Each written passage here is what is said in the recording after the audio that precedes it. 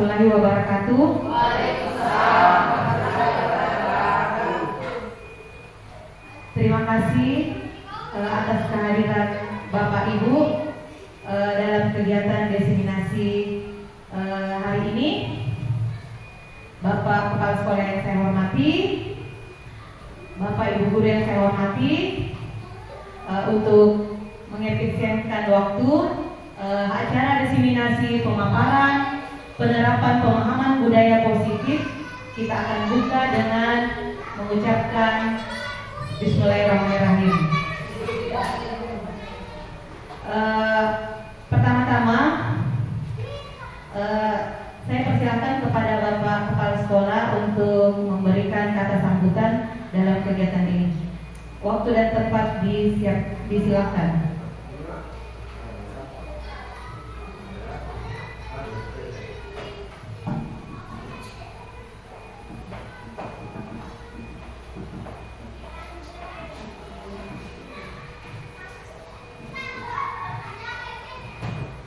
Ya, Bismillahirrahmanirrahim. Assalamualaikum warahmatullahi wabarakatuh. Ya, kami hormati rekan-rekan guru yang hari ini berkumpul di ruangan kelas 1 guna melaksanakan suatu kegiatan istilahnya loka karya untuk kegiatan guru penggerak, ya, atas nama Ibu Susiyanti. Dengan kegiatan ini kami tentunya, saya selaku penanggung jawab di sekolah ini, sangat-sangat mengharapkan kepada semua teman untuk barangkali bisa mengambil juga positif dalam kegiatan guru penggerak. Maksud saya bisa mengikuti jejak teman untuk masuk dalam kegiatan HMD3. Sebab kenapa? Ke depan nanti persaingan itu semakin berat. Karena saya pikir program-programnya semua ini guru penggerak. Saya selaku guru yang terangkat tahun-tahun duluan itu belum bisa menemukan konsep-konsep yang tertanam di dalam guru penggerak, ya. Apalagi di sini masih banyak saya muda masih memenuhi syarat seperti Ibu Rosda ini, termasuk Ibu Ani, ya itu masih bisa maju selaku guru penggerak. Dan alhamdulillah menyusul Pak Suherman, mudah-mudahan diberi hidayah oleh Allah Subhanahu wa taala supaya bisa juga lulus dalam kegiatan guru penggerak. Sebab kenapa? Dalam suatu sekolah tambah banyak guru penggerak, tambah dilirik. Sebab mutu yang ada di dalam guru penggerak semua barangkali mutu yang diharapkan selama ini yang belum pernah muncul, ya. Karena kegiatan guru penggerak saya lihat mengutamakan kegiatan siswa. Kemudian tentunya kalau guru penggerak tentunya punya peran, ya kan, punya peran di sekolah yang ditempatinya. Ya, kalau peran guru penggerak yang ada di sekolah, yaitu tentunya pastinya menggerakkan komunitas belajar yang ada di sekolah dengan rekan-rekan guru.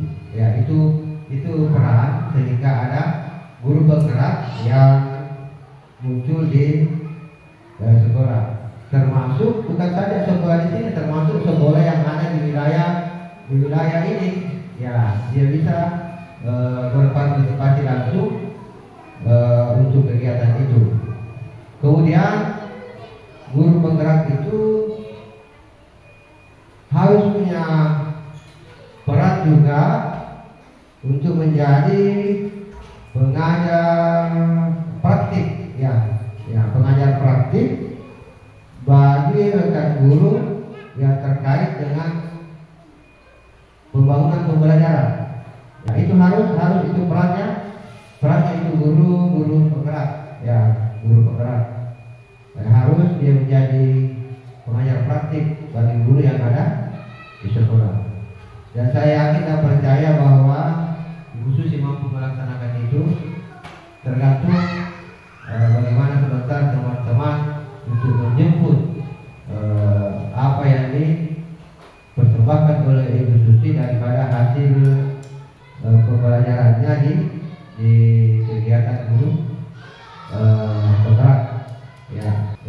Oleh karena itu mudah-mudahan adanya program kegiatan guru penggerak yang diluncurkan oleh pemerintah ini tentunya harapan kami tentu 78 miliar dapat meningkatkan kualitas siswa atau pembelajaran siswa, termasuk tadi apa yang saya ungkapkan,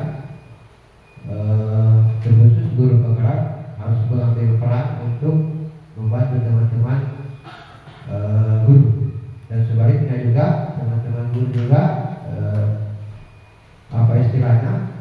supaya lebih proaktif berdiskusi, berkomunikasi, berbicara dengan teman-teman yang menjadi guru penggerak. Demikian, lebih dan kurang yang mohon dimaafkan. Kami akhiri. Assalamualaikum warahmatullahi wabarakatuh.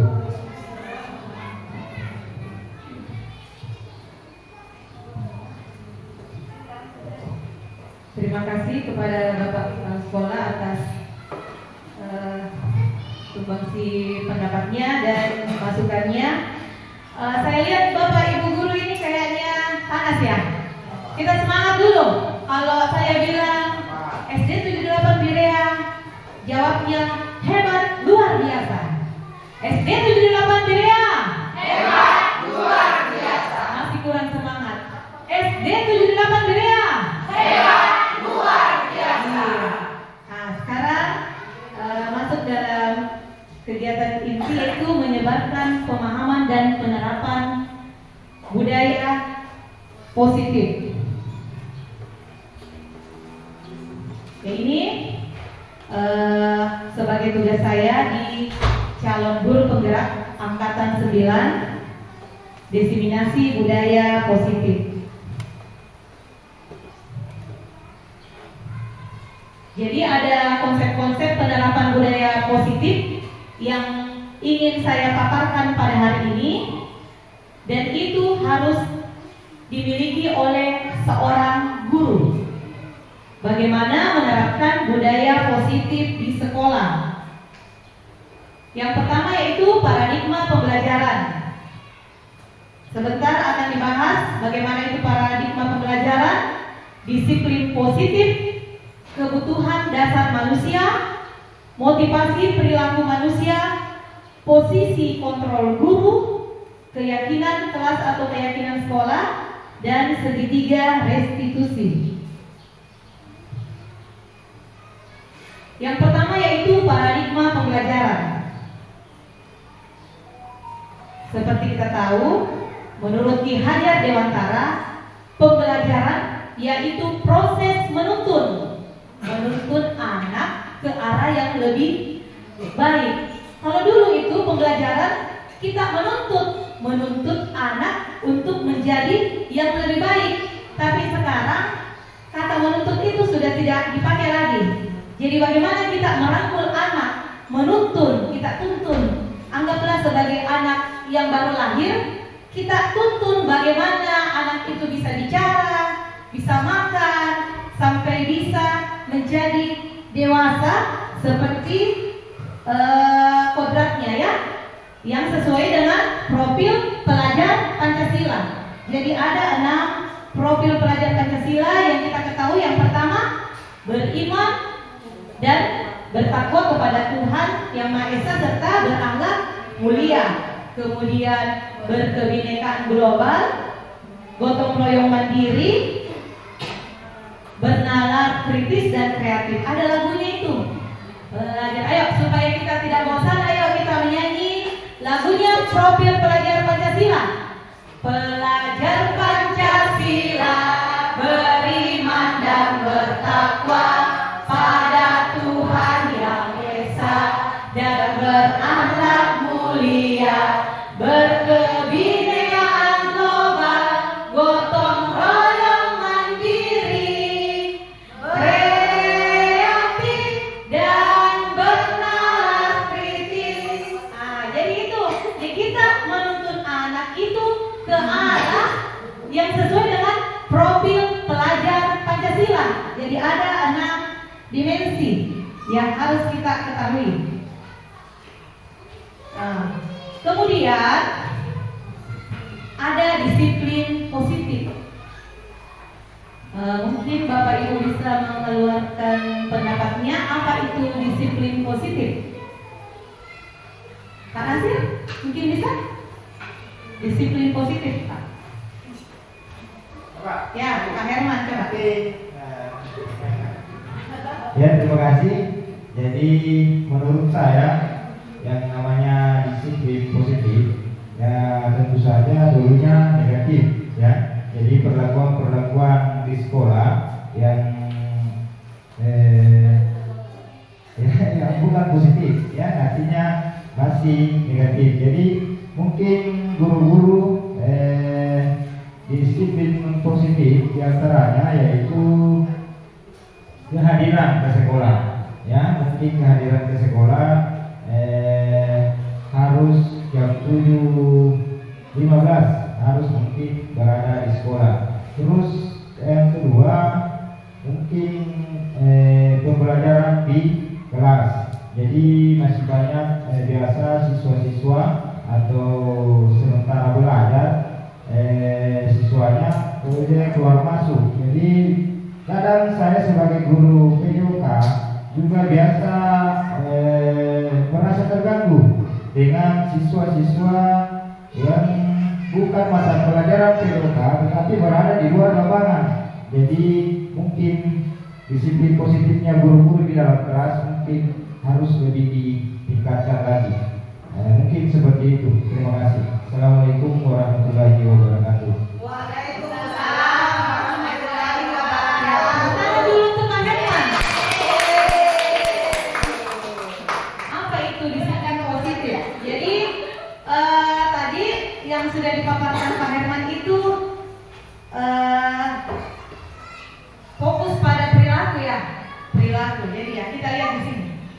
Disiplin positif merupakan penerapan disiplin yang bertujuan untuk menumbuhkan kesadaran. Jadi menumbuhkan kesadaran serta memberdayakan anak menjadi mandiri, melakukan sesuatu tanpa iming-iming hukuman, sogokan, ancaman maupun hadiah. Karena terkadang ada disiplin yang sifatnya dari luar, ada disiplin yang sifatnya dari dalam. Disiplin sangat penting untuk diajarkan dan dibiasakan pada anak sejak dini, setiap hari.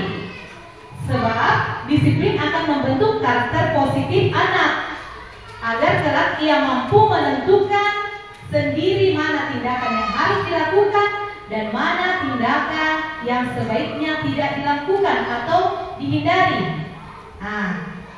Karena disiplin ini akan mengajarkan anak untuk bertanggung jawab, tertib, serta memiliki rasa hormat dan berinteraksi dengan lingkungannya. Jadi ini adalah disiplin. Jadi fokusnya pada perilakunya, perilaku anak. Bagaimana kesadarannya? Apakah kesadarannya itu karena adanya hukuman, atau karena adanya sogokan, ancaman, atau adanya pemberian reward atau hadiah. Jadi cara penerapan disiplin itu diajarkan anak bertanggung jawab dan menumbuhkan kesadaran diri berdasarkan nilai-nilai kebajikan. Lebih ke arah diri, dapat mengontrol diri dalam melakukan segala tindakan. Dapat membuat murid memahami dan menyadari berdasarkan motivasi internal yang tadi saya bilang, Motivasi ada dua, ada motivasi internal dan ada motivasi eksternal. Kalau eksternal, ada juga anak-anak itu disiplin karena dia cuma takut dihukum. Ada juga dia itu disiplin karena selalu dikasih hadiah. Itu dari eksternal. Tapi yang kita inginkan motivasi dari dalam dirinya sendiri, kesadaran dirinya, yang terangkum dalam motivasi internal, bukan karena paksaan, bukan karena hukuman, dan bukan karena penghargaan.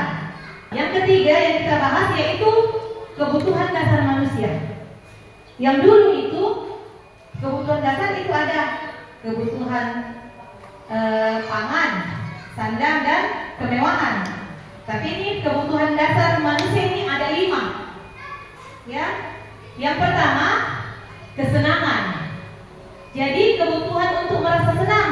Kadang juga kita dalam kelas kita mengajar tiba-tiba ada anak-anak tertawa atau berteriak, lompat-lompat. Jadi itu kita juga tidak bisa pungkiri karena anak-anak itu punya kebutuhan dasar, yaitu kebutuhan dasar akan kesenangan.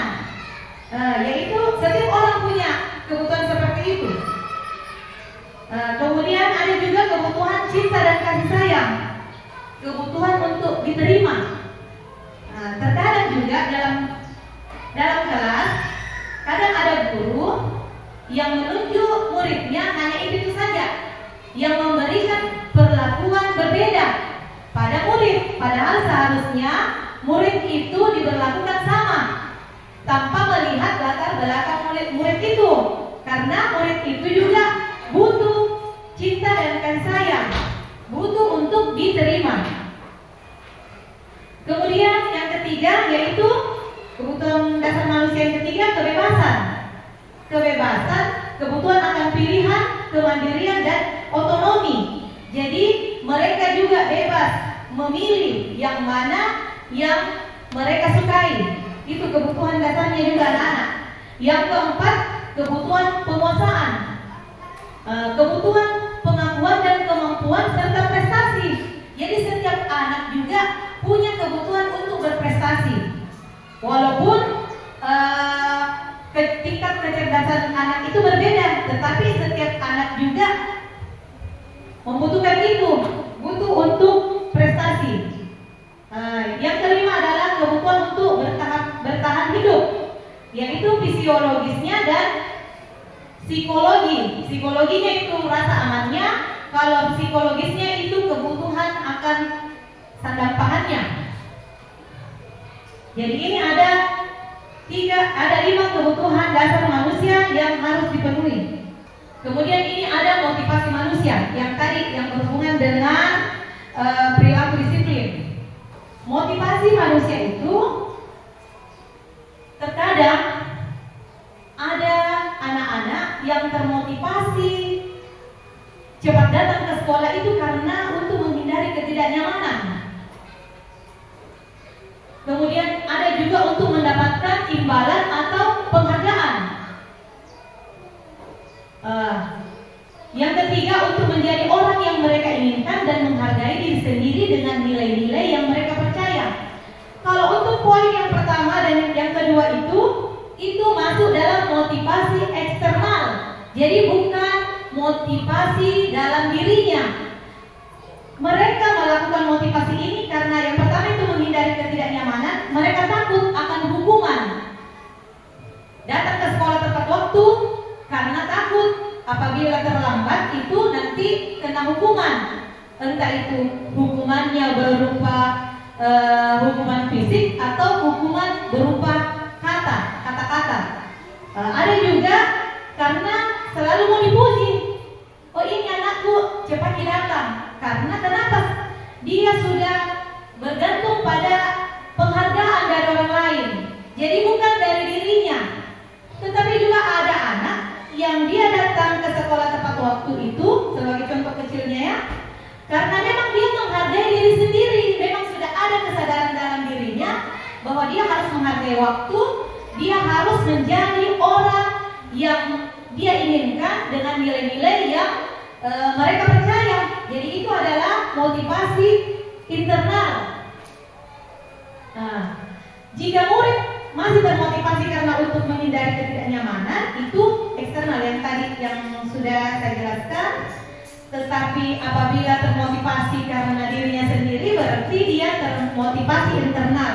Memang tanpa orang lain dia sudah menjadi dirinya sendiri dengan nilai-nilai yang mereka percaya. Nah, sekarang saya mau tanya juga, ini ada 5 posisi kontrol guru. Nah, mungkin di 5 posisi kontrol ini kita pasti berbeda-beda. Ada 5. Yang pertama sebagai penghukum, yang kedua pembuat merasa bersalah. Ada juga posisi kontrol teman, pemantau, dan manajer. Saya mau tanya dulu, kira-kira Bapak Ibu ada di posisi mana ini?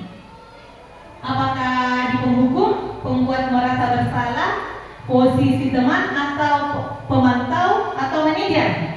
Mungkin Ibu Ani bisa mengeluarkan pendapatnya, silakan.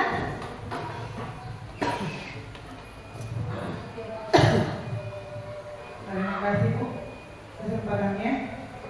Kalau saya selaku guru, saya ada di posisi teman. Saya selalu memposisikan diri sebagai teman. Setelah itu pemantau dan penghukum itu hampir saya tidak gunakan.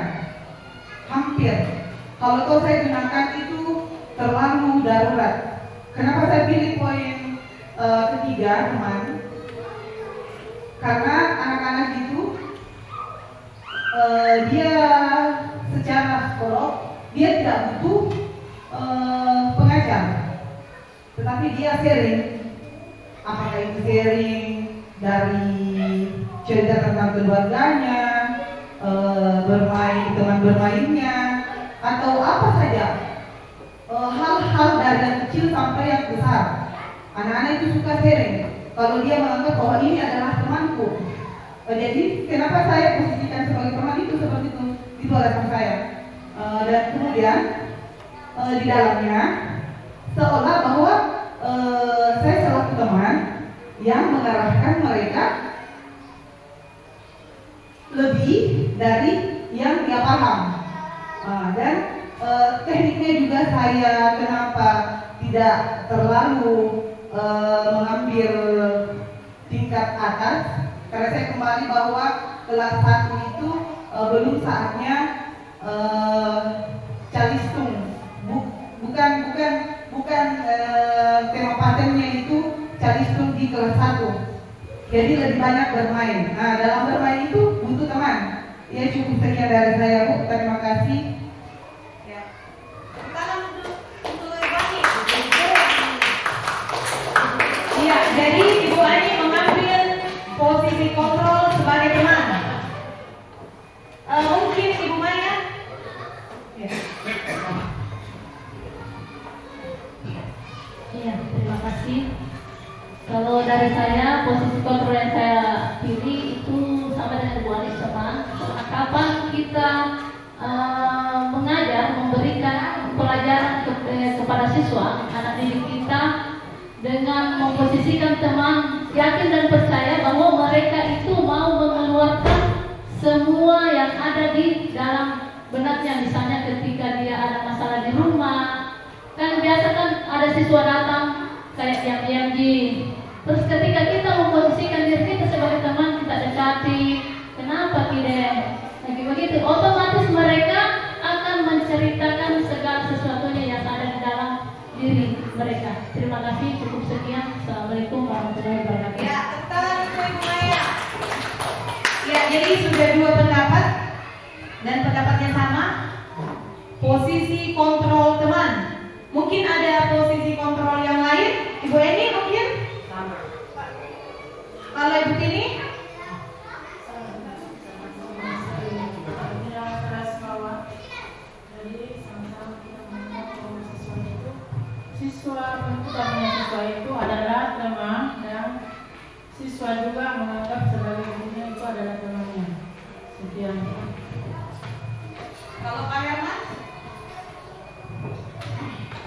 Kalau menurut saya, ya salah satunya siswa juga itu harus butuh teman ya, butuh teman. Jadi kita sebagai guru, kita juga harus pintar-pintar berperan sebagai teman mereka agar siswa tidak terlalu cenderung untuk merasa segan kepada kita sebagai gurunya. Jadi di sisi lain saya juga di sini bisa jadi pemantau, ya jadi pemantau, di mana saya bisa memantau apa-apa yang dilakukan oleh peserta didik, dan mungkin juga bisa sebagai manajer. Jadi di mana manajer?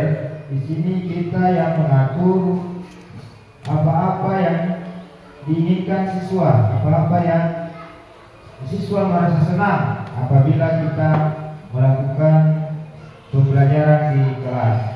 Jadi mungkin lima posisi kontrol ini bukan wajib dimiliki oleh guru, tapi sebagai penghukum juga mungkin bisa, karena dalam hal penghukum di sini mungkin dari segi kata-katanya agak terlalu terlalu keras. Maksudnya penghukum di sini bukan berarti menghukum siswa dengan banyak cara bagaimana kita menghukum siswa agar mereka tahu bahwa dirinya ini, saya ini bersalah. Apa yang saya lakukan tadi salah. Jadi mungkin peserta didik juga tahu dirinya bahwa saya kalau begini saya dihukum. Ini bukan hukuman. Saya berbuat seperti ini salah. Berhaklah seorang guru menghukum saya. Mungkin seperti itu. Terima kasih.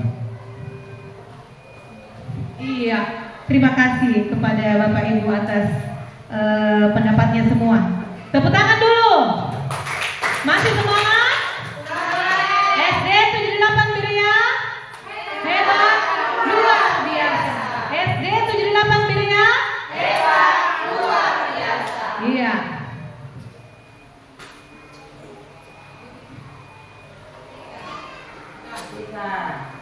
Nah, coba ada 5 posisi kontrol. Yang pertama penghukum, pembuat merasa bersalah, teman, pemantau, dan manajer.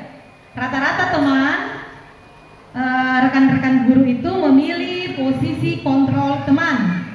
Sementara Pak Herman memilih 3 posisi. Kadang sebagai teman, kadang sebagai pemantau, dan kadang juga sebagai manajer. Nah, sebelum saya ikut CGP itu, saya bahkan pernah berada pada posisi penghukum. Awalnya saya berada di sekolah ini, saya berada pada posisi kontrol penghukum. Setelah saya pelajari ini dan maknai lebih dalam, ternyata dampaknya pada anak itu tidak baik. Nah, kita lihat ini sama-sama. Pada posisi kontrol penghukum, di mana itu guru berbuat menghardik, menunjuk-nunjuk, menyakiti, bahkan menyindir, itu sebagai posisi penghukum. Kemudian di pembuat merasa bersalah, berceramah dan mengatakan, kadang kita mengatakan seperti ini, ibu sangat kecewa, seharusnya mau begini. Itu posisi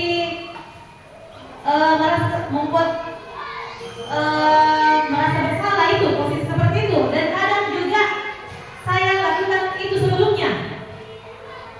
Kalau itu seharusnya begini Kuna. Berarti kita membuat anak itu membuat bersalah tanpa kita hukum. Tetapi ini dampaknya juga sebenarnya lebih keras dibandingkan dengan penghukum. Karena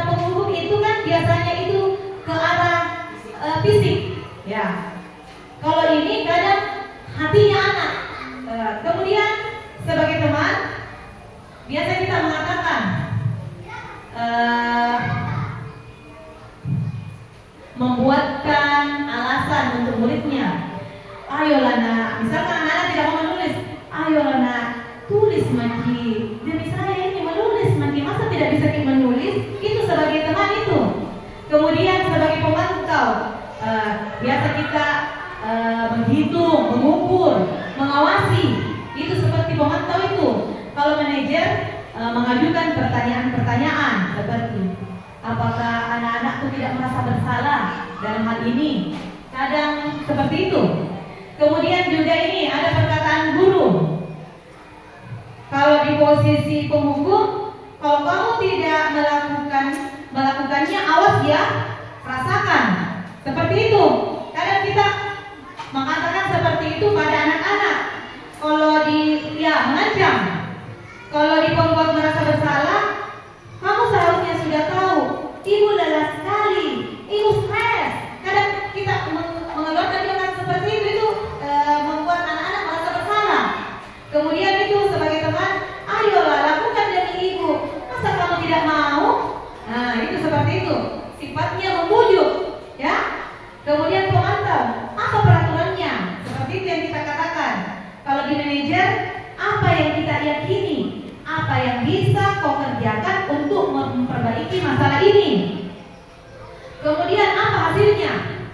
Kita lihat kalau di penghukum, anak-anak itu kadang memberontak, menyalahkan orang lain, bahkan kadang berbohong.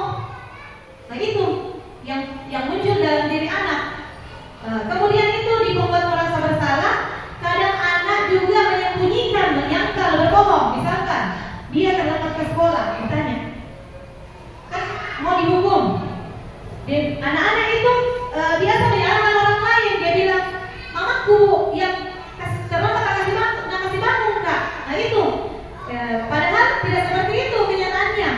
Kalau di pembuat merasa bersalah, dia itu biasa menyangkal juga, terlambat kak bangun bu. Padahal bukan itu alasannya kenapa dia tidak terlambat ke sekolah. Kemudian kalau sebagai teman itu anak-anak ketergantungan. Biasa kalau guru lain yang masuk, dia sudah tidak mau lagi diajar. Karena kita selalu menggunakan posisi kontrol teman. Dia ketergantungan. Kalau sudah tidak dibujuk, tidak mau lagi melakukan atau mengerjakan tugasnya. Nah, kemudian di pemantau menyesuaikan diri. Kalau diawasi, kalau ada gurunya, baru dia takut. Nah, kalau sebagai pemantau, kalau ini manajer, dia menguatkan pribadinya. Nah, kemudian kaitan dalam dunia berkualitas. Kalau sebagai penghukum, murid meletakkan guru di luar dunia berkualitas. Jadi dia itu selalu tersimpan dalam pikirannya bahwa ini guru musengke. Tidak ditempatkan pada dunia berkualitas. Pada pembuat merasa bersalah itu, murid meletakkan guru dalam dunia berkualitas. Kalau teman itu, murid meletakkan guru juga sebagai orang yang sangat penting di dunia berkualitas. Bagaimana tidak penting kalau tidak ada gurunya, dia tidak mau mengerjakan karena dia istilahnya ketergantungan. Kemudian pemantau, murid meletakkan guru, peraturan dan hukum di dunia berkualitas. Sementara kalau di manajer, murid meletakkan dirinya sebagai individu yang positif dalam dunia berkualitas. Jadi kalau manajer itu, murid meletakkan dirinya, bukan meletakkan guru sebagai dalam dunia berkualitas, tetapi meletakkan dirinya. Kemudian ada perkataan muridnya juga. Kalau di penghukum, murid berkata, biarkan saja, nanti juga marah-marah lagi. Kalau sudah dimarahi, sudah dihukum, pasti akan melakukan lagi pelanggaran itu. Nah, dia akan bilang, nanti juga akan marah-marah lagi. Nah, kalau pembuat merasa bersalah itu cepat dia maafkan saya. Kalau teman, saya pikir bapak ibu teman saya ternyata begitu. Maksudnya kalau dimarahin, saya kira bapak ibu temanku. Kan seperti itu. Kalau pemantau, berapa banyak bintang yang harus saya peroleh bu? yang dapat juara saya akan kasih bintang. Nah, terus dia itu karena ada yang pantau, jadi dia selalu menganggap berapa banyak bintang yang harus saya peroleh, Bu. Kemudian manajer mengevaluasi diri, bagaimana memperbaiki dirinya kalau manajer. Kemudian dampaknya pada murid. Kalau sebagai penghukum pasti dia akan mengulanginya lagi. Kalau sebagai pembuat merasa bersalah itu dia merasa rendah diri. Kalau sebagai teman itu lemah, tidak mandiri, tergantungi, selalu natungui gurunya karena anak temanku. Kalau sebagai pemantau menitik beratkan pada sanksi atau hadiah untuk dirinya. Kalau untuk manajer itulah yang kita inginkan, ya. Jadi kita harus menempatkan diri kita. Sebagai guru yang baik, kita harus menempatkan diri kita pada posisi kontrol manajer. Guru berbuat sesuatu bersama murid, mempersilahkan murid mempertanggungjawabkan perilaku dan mendukung murid agar dapat menemukan solusi atas permasalahannya sendiri.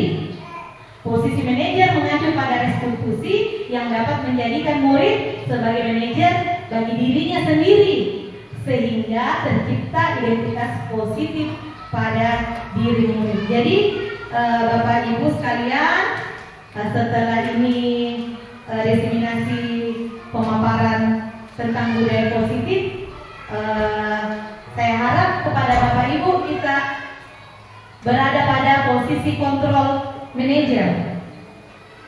Kemudian di sini ada kata restitusi. Mungkin ada masukan atau ada pendapat? Apa itu restitusi? Terima kasih. Jadi kalau menurut saya, restitusi itu adalah tindakan mengembalikan sesuatu, yang telah diambil atau disita. Ini bisa merujuk pada pengembalian uang atau properti atau hak anak dalam restitusi tersebut. Mungkin seperti itu. Ya, jadi ada perbedaan hukuman, konsekuensi, dan restitusi. Kalau hukuman sifatnya satu arah, ya, memberikan hukuman kepada anak karena kesalahannya. Kemudian konsekuensi itu ada semacam peraturan yang dia langgar. Nah, jadi sifatnya ini sudah dua arah. Sudah ada peraturan antara guru dan anak, tetapi dilanggar. Itu konsekuensi. Kemudian restitusi itu tadi yang disampaikan sama Pak Herman itu sifatnya mengembalikan, ya. Nah, jadi kata dari situ kita ambil kesimpulan restitusi itu mengembalikan menjadi keadaan yang lebih baik, itu mengembalikan restitusi itu. Jadi dan ini bisa dilaksanakan dalam bentuk keyakinan kelas. Ini ada lagi keyakinan kelas. Keyakinan kelas adalah merupakan nilai-nilai kebajikan universal yang telah disepakati secara tersirat dan tersurat lepas dari adanya latar belakang suku dan negara. Nah, sekarang yang dulu pembelajaran itu kita selalu bilang peraturan, dia ada peraturan.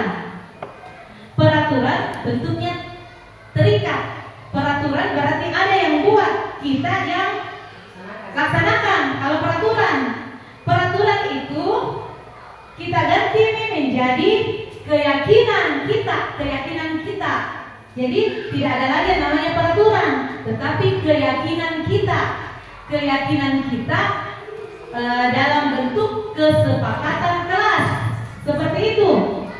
Contoh, ini kan ada guru berperan dalam mewujudkan terbentuknya keyakinan sekolah kelas dengan adanya kesepakatan antara guru dan murid. Nah, misalkan ada kita buat keyakinan atau kesepakatan yang anak-anak langgar, berarti anak-anak itu melanggar sendiri keyakinannya. Nah, bukan di peraturan yang kita buat tadinya, tetapi dalam bentuk keyakinan keyakinan di kelasnya. Sama-sama kita dengan anak-anak kita membuat. Jadi tidak ada lagi peraturan. Peraturan kan seperti ini kata-katanya. Dilarang membuang sampah sembarangan. Itu peraturan. Tetapi ini kita ubah ke dalam keyakinan. Ke dalam keyakinan karena adanya kesepakatan kelas. Kesepakatan kelas yang dibuat antara guru dengan anak, tetapi dalam bentuk kata-kata yang positif. Bukan lagi dilarang buang sampah sembarangan, bukan seperti itu lagi kata-katanya. Kita masukkan ke dalam kata-kata positif, misalkan menjaga kebersihan. Menjaga kebersihan berarti anak-anak itu bertanggung jawab, bukan lagi tidak ada lagi larangan. Tetapi menjaga kebersihan itu berarti ke arah bagaimana tindakannya. Seperti itu. Ya. Kemudian ada lagi keyakinan kelas ini juga harus dipahami dan diingat. Dan kita akan laksanakan bukan hanya di kelas tetapi juga di sekolah. Seperti itu. Nah, yang tadi yang saya bilang tadi antara restitusi itu ada penerapannya dalam segitiga restitusi. Biasa dengar itu? Segitiga restitusi. Apa itu restitusi? Nah ini proses menciptakan kondisi, mengembalikan, tadi ada kata mengembalikan atau menciptakan kondisi bagi murid untuk memperbaiki kesalahannya. Nah, memperbaiki kesalahannya sehingga mereka bisa kembali pada kelompok mereka dengan karakter yang lebih kuat. Restitusi juga merupakan proses kolaboratif yang mengajarkan murid untuk mencari solusi untuk masalah mereka dan membantu murid berpikir tentang orang seperti apa yang mereka inginkan dan bagaimana mereka harus memperlakukan orang lain. Jadi seperti itu. Jadi tadi kalau hukuman berarti ada kesalahannya dihukum, berarti kayak merugikan dia, tidak ada dampaknya sama dia. Konsekuensi juga sudah ada peraturan yang dibuat, tetapi dia langgar. Itu dampaknya juga sama dia juga tidak memperbaiki keadaan. Tetapi kalau restitusi itu bagaimana kita menciptakan kondisi anak yang salah ini supaya dia memperbaiki kesalahannya, ya, memperbaiki kesalahannya supaya mereka kembali ke kelompoknya dengan karakter yang lebih kuat. Ini dapat dilaksanakan dalam segitiga restitusi. Jadi guru berperan sebagai manajer menggunakan segitiga restitusi dalam menyelesaikan masalah dengan 3 tahap. 1. Menstabilkan identitas. Itu 3 tahap itu. Jadi bisa Bapak Ibu lakukan juga kalau ada anak-anak yang berbuat kesalahan. Kita lakukan dalam segitiga restitusi. Yang pertama, menstabilkan identitas. Seperti ini. Ada contoh yang sudah saya buat itu dan memang dilakukan oleh murid saya di kelas 5 itu Sarah. Sarah itu marah di kelas. Ternyata kenapa dia marah, dia sampai mengumur meja itu karena Rahmat, dia tidak terima Rahmat menyontek terus pekerjaannya, baik itu tugas harian maupun PR. Kemudian kalimatnya seperti ini. Berbuat salah itu tidak apa-apa. Kita panggil anak-anak kalau ada seperti itu, kita pertama menstabilkan identitas. Kita tanya, berbuat salah itu tidak apa-apa. Tidak ada manusia yang sempurna. Saya juga pernah melakukan kesalahan seperti itu. Pasti ditanya dulu, kenapa kita salah? Ini Bu, dia jelaskan nih. Kita dulu menstabilkan dulu identitasnya. Kemudian yang kedua, validasi tindakan masalah. Itu melibatkan pengakuan dan penerimaan perasaan serta tindakan siswa. Bahkan jika mereka telah melakukan kesalahan. Contoh, pasti kalau sudah ditanya kenapa kita ini, punya alasan mengapa kamu melakukan itu. Ada nih alasannya kan tadinya itu. Pasti kalau saya akan melakukan seperti itu. Mengapa kamu melakukan itu? Dia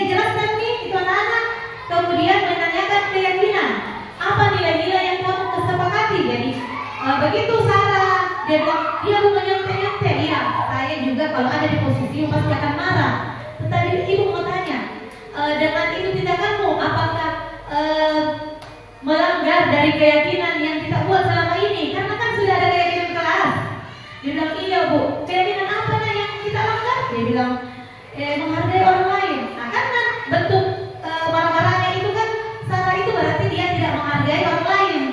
Nah, jadi setelah itu baru dikasih pemahaman sama anak. Oh iya nak, kalau seperti itu hendaknya kita lebih bersabar. Kemudian jangan langsung marah sama teman, tetapi sebaiknya melapor saja dulu sama ibu guru. Seperti itu. Jadi keadaan seperti ini segitiga restitusi yang dilakukan. Seperti itu. Jadi kita tidak bisa lagi langsung ini kau selalu ditongkol begitu. Karena pasti ada alasannya anak-anak melakukan itu. Jadi kalau seperti ini antara Rahmat dengan Sarah pasti tidak ada lagi masalah karena sudah diambil alih sama gurunya. Nah ini segitiga restitusi. Pertama, menstabilkan identitas, validasi tindakan yang salah, kemudian menanyakan keyakinan karena sudah ada keyakinan yang dibuat yang menjadi kesepakatan bersama. Jadi kalau dia langgar berarti dia melanggar keyakinannya. Seperti itu. Nah, sebenarnya ini ada video di sini. Waktu saya tanya, ini yang tadi Sarah, tapi masalah teknis ini videonya tidak mau terputar. Ya, masih semangat? Masih semangat? SD 78 dunia. Hebat, luar biasa. SD 78 dunia. Hebat, luar biasa. Iya. Ini sebagai ini mungkin yang paling ditunggu ini sebagai penutup dalam kegiatan ini, yaitu penutup dan kesimpulan. Dalam penerapan program disiplin positif ini, guru hendaknya juga harus memiliki standar kepribadian profesional dan sosial yang baik. Guru juga harus merefleksi dirinya dalam posisi kontrol saat ini, bagaimana menjalankan dirinya sebagai among atau manajer yang menuntun murid-muridnya menjadi mandiri dan bertanggung jawab. Karena sekarang ini pembelajaran bukan lagi berpusat pada guru, tetapi pembelajaran sebaiknya berpusat pada murid. Metode ceramah dalam pembelajaran sudah tidak bisa lagi digunakan. Kita hanya sebagai manajer, fasilitator kepada anak-anak, bagaimana anak-anak juga menemukan gaya belajarnya dia sesuai dengan kebutuhannya, seperti itu. Iya, tepuk tangan dulu untuk semuanya. Iya, itulah pemaparan saya. Terima kasih Bapak Ibu guru hebat atas waktunya. Semoga bermanfaat dan semoga menginspirasi. Dan saya akhiri dengan ucapan wabillahi taufiq wal hidayah. Wassalamualaikum warahmatullahi wabarakatuh. Waalaikumsalam.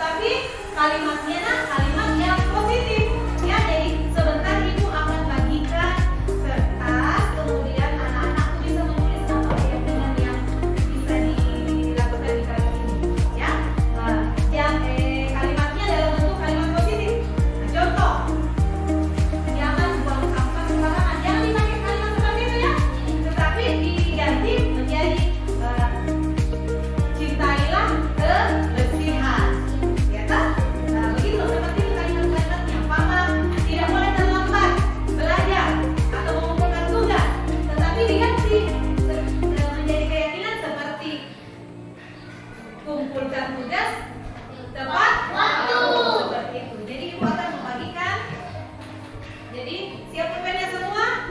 Ya. Nah, ini juga Ibu ada spidol, silakan.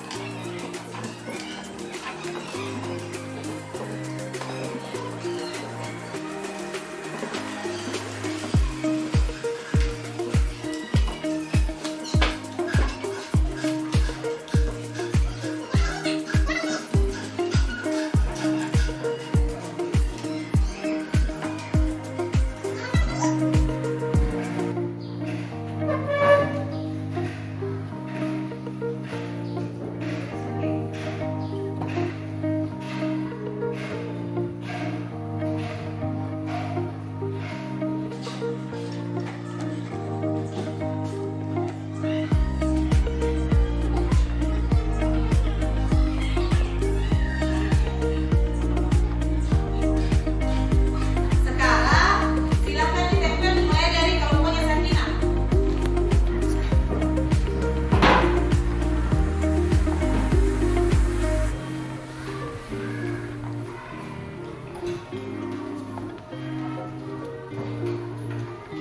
Ya, kalau sekarang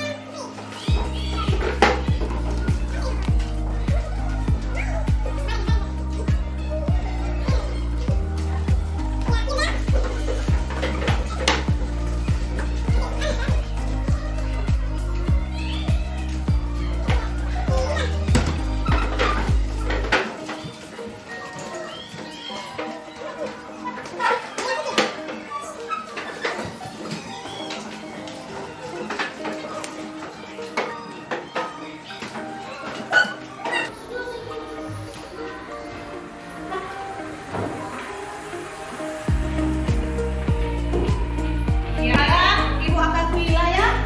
Lihat keyakinannya.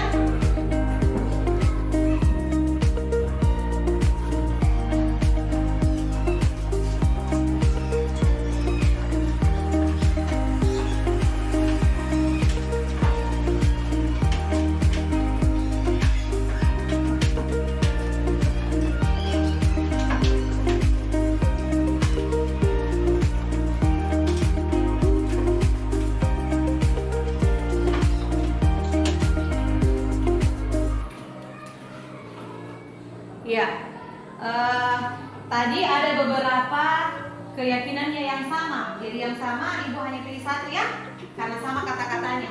Dan kita sepakat untuk keyakinan kelas kita hari ini dan akan berlaku seterusnya, yaitu belajar dan istirahat tepat waktu, menjaga kebersihan, saling